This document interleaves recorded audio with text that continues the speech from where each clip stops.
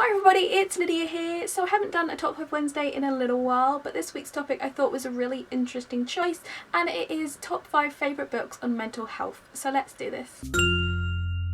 At number 5, I've gone for Entangled by Kat Clark because I really liked the way that it dealt with teenage depression, in particular the way that it highlights how teenagers tend to hide their depression from friends and family. It's a really open, really honest and really raw account of what it's like to deal with depression as a teenager, and I particularly liked how Kat Clark didn't shy away from talking about it. At number 4, I've gone for Jacqueline Wilson's The Illustrated Mum. This is the only middle grade book I have got on this top 5, and the reasons I picked it is because A, it was the first book I ever read that dealt with mental health, but also it's really unique that it's actually about a parent's mental health issues seen from the point of view of a child. I think one of the reasons that Jacqueline Wilson is such a renowned and beloved children's author is because she is really open and honest in her writing, and this book in particular really highlights that.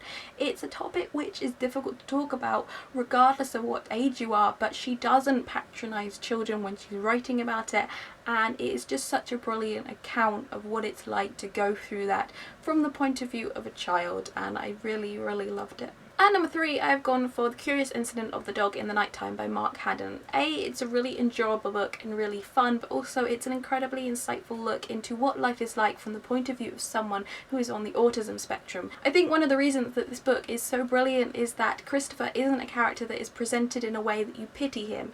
Instead, he's just a truly realistic character, and it just makes for a really heartwarming story. At number 2, I've gone for The Shock of the Fall by Nathan Filer. I actually read this earlier this year, but never did a review on here or on my blog because I didn't really feel like I could write a review that would do this book justice. It was a really personal book for me. I found it very emotional and very difficult to read at times. However, I would honestly really recommend it to everyone. I gave it 5 stars. It was absolutely fantastic, and it broaches the topic of mental health in an absolutely brilliant way.